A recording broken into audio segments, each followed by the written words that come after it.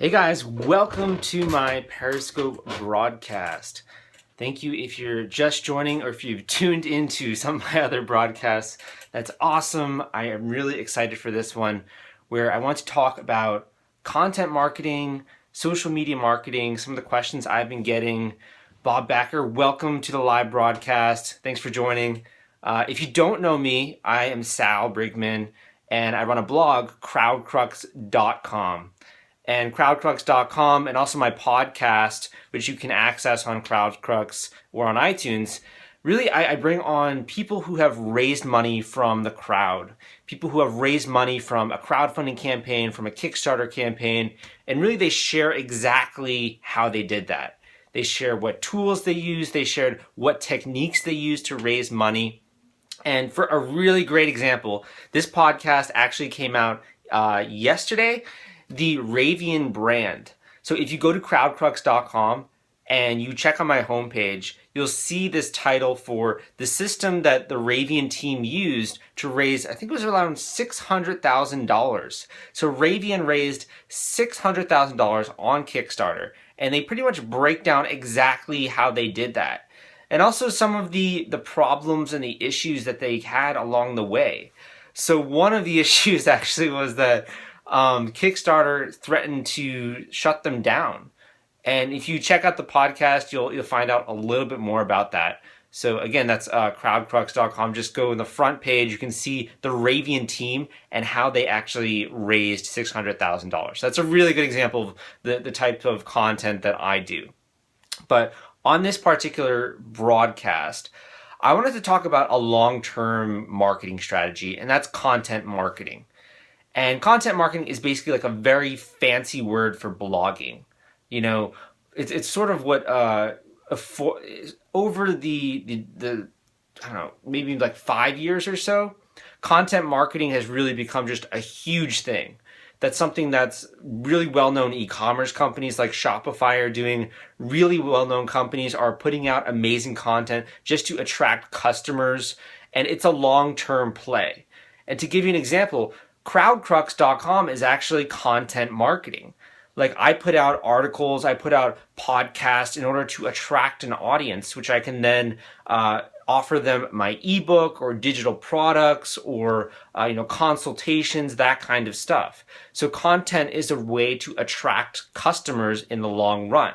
And it's hard to actually do a content marketing play if you just have like 30 days and you're going into a launch of a Kickstarter or a crowdfunding campaign. But if you're really trying to grow a brand, if you're really trying to grow an e-commerce store, if you're really going, taking a long-term view, content marketing is amazing. I can't tell you, I still get traffic from articles that have done well in Google, ranked well in the Google search engine years later. There's an article I've written when I first started out in the crowdfunding arena that still gets traffic today, just because it's helpful. So the goal here is to be helpful, not only to your customers, but to people who are in your sphere, people who are in your niche. So an example here might be, let's say you're trying to launch a new fashion product. You're trying to launch a new handbag or a new duffel bag or something along those lines.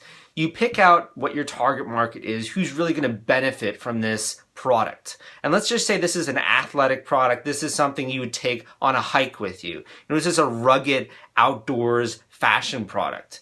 Well, you have your target market, and then you begin to come up with questions. You then begin to come up with the type of content that your market would like.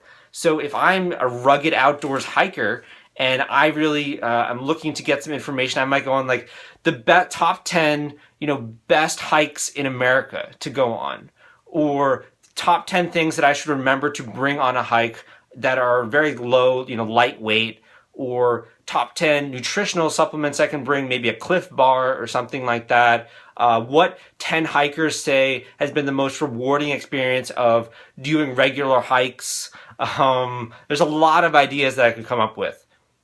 And by writing about these ideas, by blogging about them, by putting content out about them, you begin to attract this audience.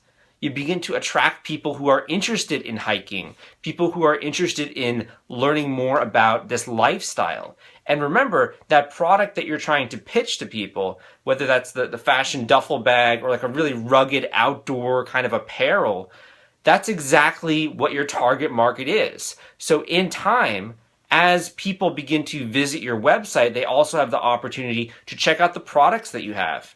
And what's even cooler as a long-term play is if you're putting out this type of content, people begin to get a sense of your values. Like, I'm sure if you guys have in any way followed my podcast, my Periscopes, my blog posts, you'll get a sense of who I am and the values that I have, the kind of company that I want to create with CrowdCrux. And that's one of being extremely helpful, of being ridiculously transparent with how to actually succeed on a crowdfunding platform, and really just nailing down very practical information. You know, that's part of my core values. I really, man, just as a story here, I was literally like the worst student possible in college and in high school. Like, I hated learning. I hated learning in college. And the reason was because maybe like 75% of the classes were not practical. You're learning about economic theory that's never going to be applied in real life. Or you're learning about formulas and calculations in calculus you're never going to use. Unless you're, becoming a NASA engineer or something like that. So I never liked learning for that reason. So it's always been my value, my core value, to deliver very practical information that will deliver results that you guys can act on. That's, not just fluff, not just theory and that kind of stuff. So that's an example of how my content shows some of my values. But if you're putting out content for these rugged outdoor regular hikers, they begin to get a sense of that you actually really care about this niche. And if you're creating a product, a fashion product, or some other kind of nutritional supplement for them to go on their hikes, then they get a sense of the values and how great that product is going to be for them, because that you understand them. You understand them as a target market. So that's why content marketing is really powerful. And there are a few ways to do it. You can obviously put out podcasts, do Periscopes like I'm doing now. You can write blog posts. But the hidden secret here behind content marketing is that you now have an excuse to brag about your company. And what I mean by that is, how annoying would it be if you were just sharing the link to your company on Facebook 24/7, and you were just sharing the link to to your company on Twitter, and you were just telling everyone about this company you started and the name of your company and sharing the link? How annoying would that be? That's really annoying. Like, you would not go into a cocktail party or a networking event and just say, this is what I do. Like, check out this. I really can help you in this way. And then just go to the next person and keep saying the same thing. You would not do that. What you would do if you were at a networking event is you would try to be helpful to the people that you're interacting with. So maybe they're looking for a graphic designer. You meet someone, a friend who does graphic design, or you have some advice on graphic design because of a logo that you got done. And here's what not to do from my experience. You try to be helpful if you're in a social context, doing a networking event. Well, the same thing happens in the online world. People who are putting out great content, maybe talking about their company 1 out of every 10 posts on Facebook, 1 out of every 10 posts on Twitter, then people who are connecting with that company are first helped with the content. So the content is sort of like a foot in the door. You begin to form that relationship with the customer and your target market before you actually try to sell them something, which is like the biggest turnoff, I think, in social media, is just someone trying to sell you. In any way, I think the biggest turnoff, unless maybe there's a very high demand, like you're going to a hospital and you really want the person just to tell you this is what you need. Otherwise, people get really turned off by salesy talk. And the best way to get around that I found is to develop a relationship beforehand with content marketing. And the other just huge benefit here that I will mention, and again, this is a long-term strategy. This is not something that you can just start doing like 2 weeks before you launch your crowdfunding campaign, this is something that you should be considering as you grow your e-commerce business or as you grow whatever business it is that you're trying to create. The big thing here is that content is repurposable. Content, the kind of content you're creating, you're writing, you're speaking, or doing a webinar, you can reuse that content. And you can reuse it in terms of a blog post. You can do a speech and reuse a lot of the content you've already come up with.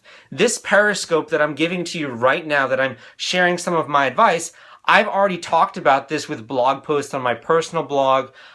This is also a portion of my ebook. Like, I've already formed this content and I'm repurposing it. So what's so powerful about content marketing is you can continue to provide value in many different platforms, in many different arenas. So that's why I think it's so powerful. It's a great relationship building tool.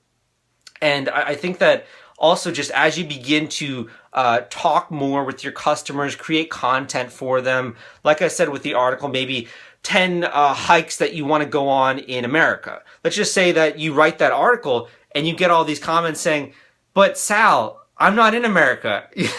I have no plans to go to America. Well, then I might tailor, so actually people that are interested in outdoor wear are actually international. And what if, let's just say, I'm getting a lot of traffic on one article about nutritional supplements, and everyone says, man, there's just no good nutritional supplements. Like, I want to go on a hike, but I don't want to take a Cliff Bar. Like, I just don't like the taste. Maybe I don't like the ingredients. I really want a natural, all natural health bar. And there's nothing like that out there. Could you write an article maybe where I can find something like that? Well, you get an indication of the types of questions that your customers have. So now you might think, I was trying to create this nutritional bar. Well, now this is what I need to take into account. People in the market want something that is healthy, not something that's been processed. So when you're actually crafting your crowdfunding campaign or you're crafting your sales page for your e-commerce company, now you can say, this is an all natural, well, obviously it has to be, but this is an all natural, healthy product. This is not something like a Cliff Bar that's, processed and, going to leave you feeling like disgusting after you ate it. This is a product that's really going to make you feel healthy and alive and want to, if you took a break halfway up the mountain, going to make you want to climb the rest of the mountain. So that's an example of how content marketing starts a dialogue, and then you can use that information to go forward when you're creating sales pages or you're crafting the copywriting on your crowdfunding campaign, or when really just interacting with customers in general. So that's really most of what I wanted to talk about with content marketing, but I did get a question here. Also, just as a side note, if you would like to ask me a question directly about crowdfunding, about marketing, about sales, building a company, all that kind of stuff, or learn more about my story, that's fine. You can go to crowdcrux.com/asksal. Again, that's crowdcrux.com/asksal.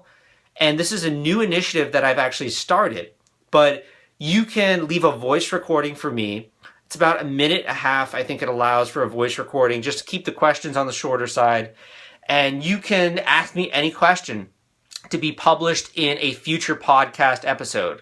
And the first Ask Sal podcast episode is coming out on Saturday. So that I was asked a question by a reader. I was happy to answer it.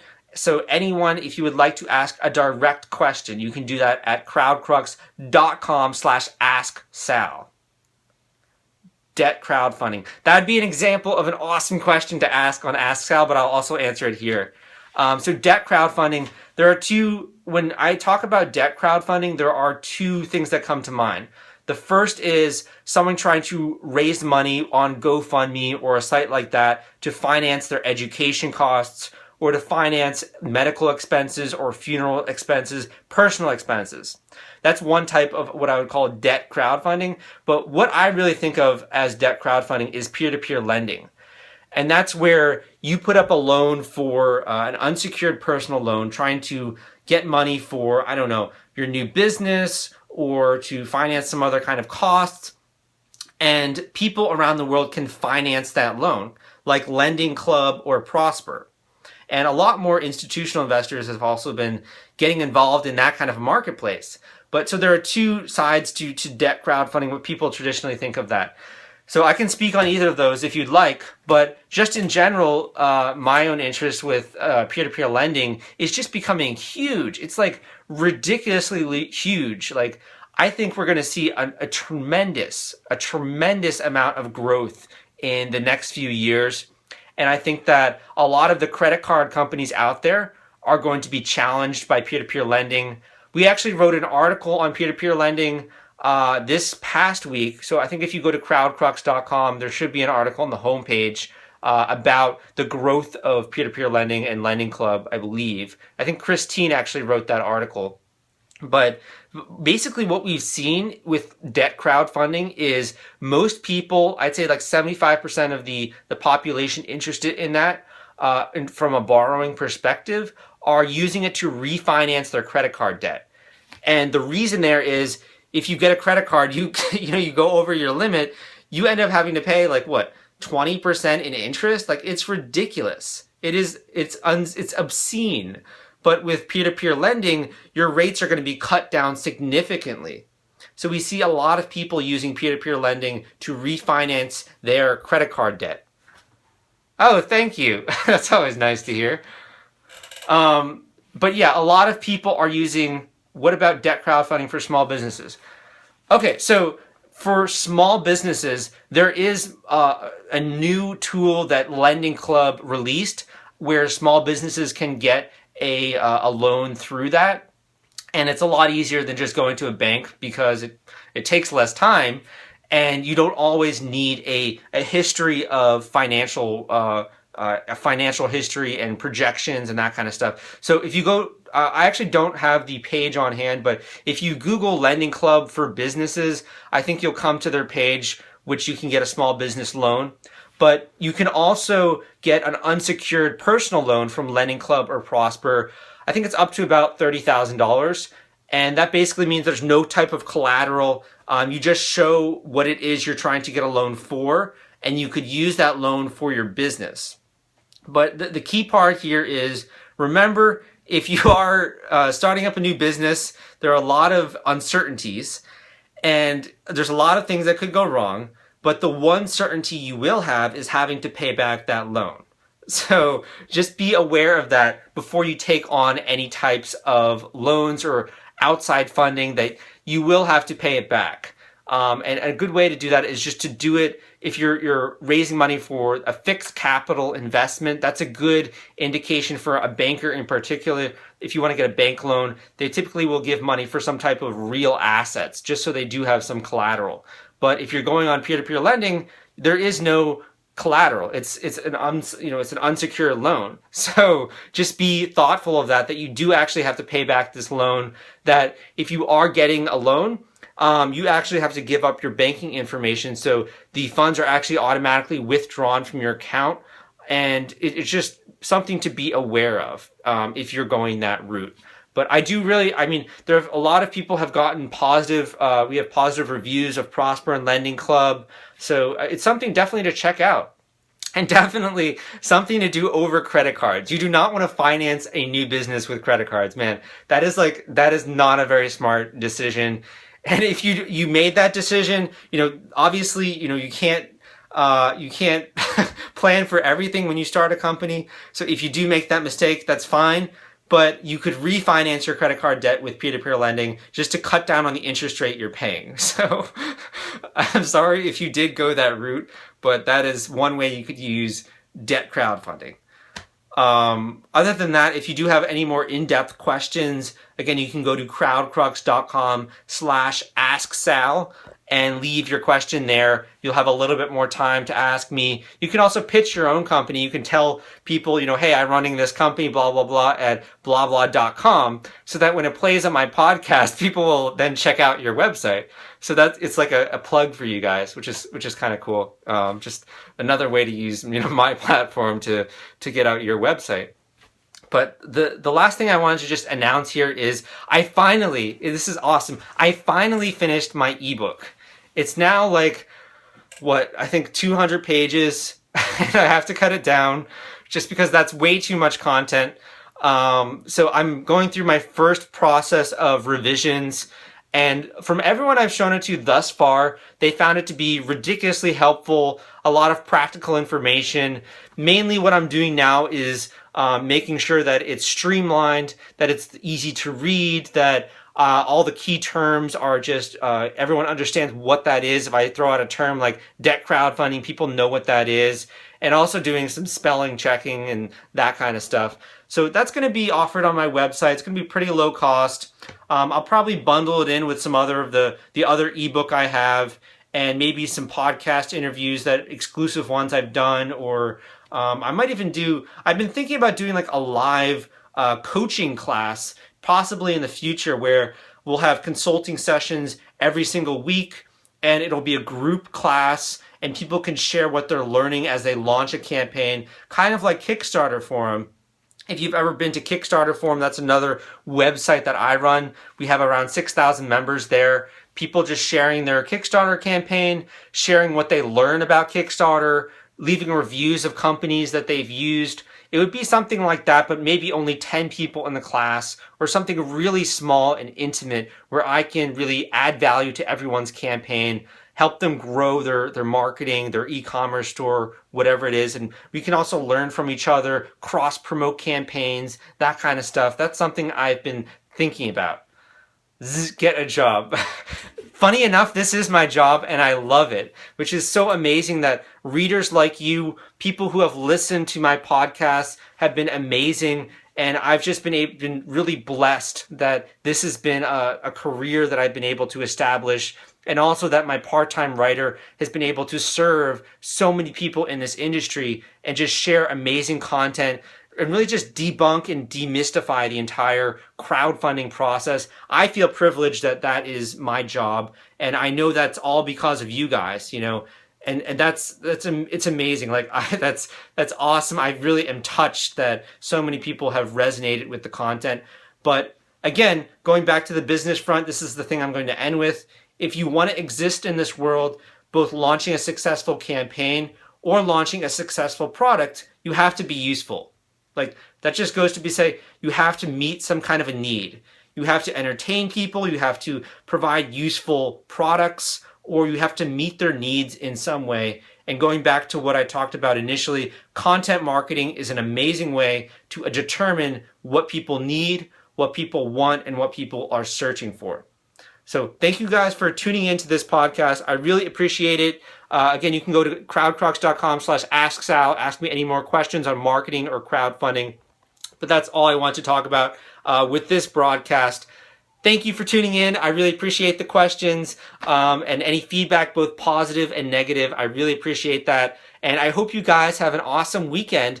And if you're celebrating this upcoming Thanksgiving, you're in America and you're celebrating, I hope you have a great Thanksgiving, a lot of great food, not in a food coma, and just get to have some great fun with your friends and family.